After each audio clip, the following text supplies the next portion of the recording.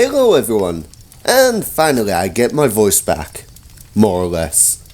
Due to the fact I have the attention span of a dementia patient on meth, I'm still some distance away from completing my latest round of research, so I've decided to do this video instead. When it comes to questioning the who, how, why and when of the Great Pyramid's construction, most casual observers appear to believe there are two camps. On the one side, you have the experts, honest, impartial, and probably right. And on the other side, well, it seems to be born out of the belief that anyone who disagrees with the experts must watch Ancient Aliens. I mean, many of us have, but mostly for shits and giggles. No, to be fair, they've asked some intriguing questions over the years. It's almost a shame that their conclusions appear written by the creators of the Rings of Power. You cursed brat! Look what you've done! I'm melting! Melting! In this video, I want to look at the mainstream account of the construction of the Great Pyramid, and why for many it has become a gateway subject into the world of alternative history. Hey, ho, let's go. Officially, the Great Pyramid was built as a tomb for the pharaoh Khufu, with construction taking up to 27 years, which is the majority of the pharaoh's estimated 33-year reign. The construction is said to have required 20,000 trained workers, who were not slaves. These men were well cared for, having access to the best medical care, food, their skin oiled, and were even partly paid in beer. Jammy buggers. And no mammoths. Fucking mammoths. Between them, they managed to build the pyramid out of approximately 2.3 million blocks, with weights varying between a few tons and 80 big ones. So, this seems reasonable, doesn't it? An army of trained stone workers, led by full-time masters of the craft, given 27 years to build a pyramid. To do this work, they apparently used nothing more advanced than copper chisels and rounded pounding stones. But does it matter if your choice is between pounding a rock with your balls or using a soft metal on a hard stone? Give a man enough time, he can do anything. There is only one tiny little problem with this mindset. They didn't have the time. I've used the 27-year figure, as that is one of the longest building times I've found. The more common figure is around 22 years. But even with 27 years to place 2.3 million blocks, that means a block had to have been placed in its final position every 4 minutes. And that's only if construction was a 24/7 activity. And we need to remember, the construction of this megastructure didn't just involve piling stones on top of each other. Each stone had to be mined, extracted, cut to shape, moved or even loaded onto a boat to be transported to Giza, elevated, placed, and for many, polished, all at a rate of the final product being placed every 4 minutes. Suddenly, we don't have an army of well cared for workers. Now it's like an army running a marathon through Blackpool, naked, with a used dildo up there cracking on, even off their heads after drinking 10 pints of beer a day. This is a ridiculous work rate. Many have attempted to recreate the construction processes academics claim were used, and most have not gone well, with it taking hours just to split one block. Often, such experiments still end prematurely or were aided with modern tools.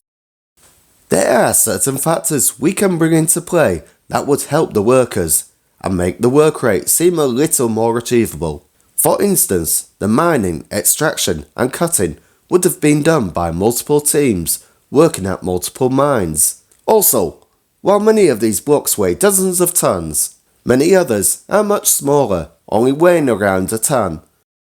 Unfortunately, even if you want to believe that these numbers alone is enough to account for the amount of construction that took place, we haven't yet covered everything, because there was far more to this project than just a pyramid.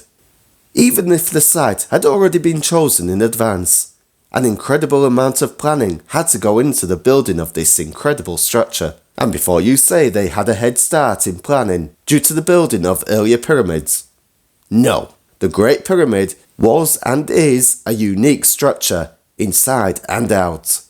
We have no way to know how long the designing process took. However, we can assume that it would not be a case of a drawing on the back of a napkin scenario. But, even after the planning, they were still not entirely ready to start construction. The workforce was needed, so they had to be recruited. They also needed barracks to stay in, so that had to be built first, complete with sleeping areas, kitchens and dining areas, storerooms, relaxation facilities, perhaps even a medical centre of some kind. The barracks also required staff, cooks, medics, store administrators, perhaps even, entertainment? I also use the term barracks rather than town deliberately to describe what the settlement seems to have been. Even this wouldn't have been a simple project for the Egyptians. This is a period before Egypt had a standing army, so the barracks itself would have required a great deal of planning. Now were they finally ready to start building the pyramid. The workforce, stores, materials, and of course the limestone blocks from other sites all had to be transported to Giza. This meant a fleet of boats had to be built, meaning we need a workforce to build them. Those boats then needed crews who had to be recruited and trained. It's doubtful that supporting the Giza site would have been done with existing boats and personnel, without literally starving the rest of the country of supplies. And all the movement of materials couldn't have been done on the riverside. Harbours had to be built, along with the channels linking the plateau to the Nile, a project recently confirmed to have taken place. And those ports would also have required staff to be recruited and trained. So, after all this, the construction process could begin, yes? First, they had to manufacture hundreds of cooking pots, thousands of food bowls, thousands of storage jars, tens of thousands of copper and stone tools. Then get those resources transported to the site. They'd also have needed to organise the disposal of garbage, along with the removal of human waste. All this before a single stone could be mined. And at last they could at least start the mining and construction process. Oh, don't forget the food and drink required to keep the workforce going. I looked at the figures for the use of barley required to supply the vast amounts of beer consumed, at which point I suffered an aneurysm. And remember, barley is just one of 4 primary ingredients. This, my friend, is a pint. It comes in pints. Oh, I can get you one. Using modern numbers, for 20,000 workers to have 1 pint of beer a day would require approximately 3 tons of barley, which would need around 40 acres of farmland. But the workers were drinking 10 pints a day, at least. That's 400 acres worth of barley per day. Then remember, beer was a form of payment for labour, and so they were actually receiving even more beer, much of which was being sent to their families. But it's also probable that the ancient Egyptians used far more barley than we would, because the beer they consumed wasn't that beautiful, flowing nectar that tastes like liquid gold flowing. Sorry folks, I need a drink.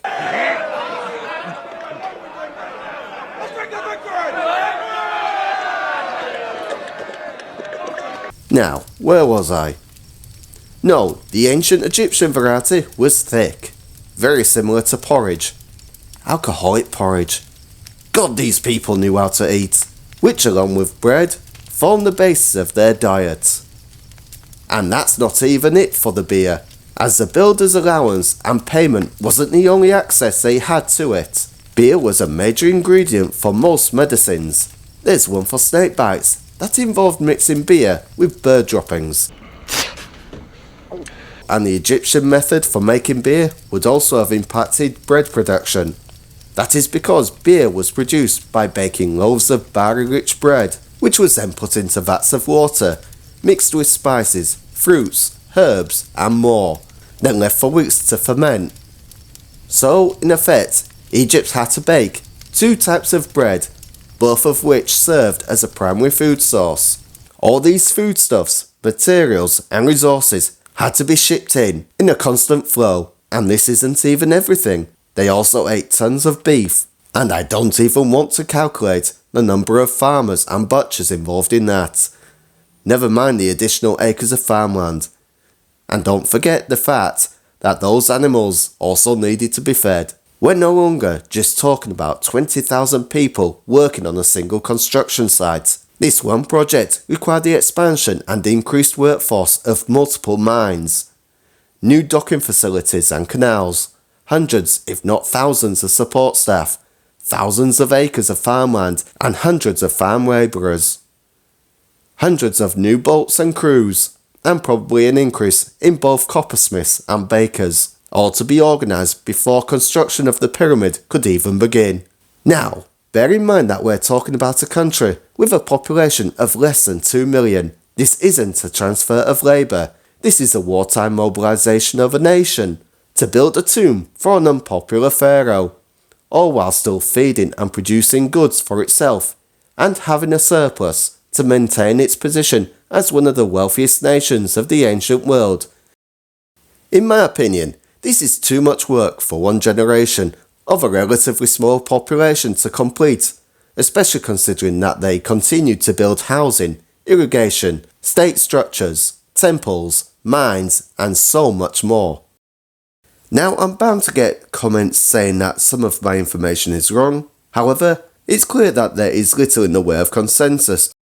All I can say is that I have done the best I can, and there is no attempt to mislead.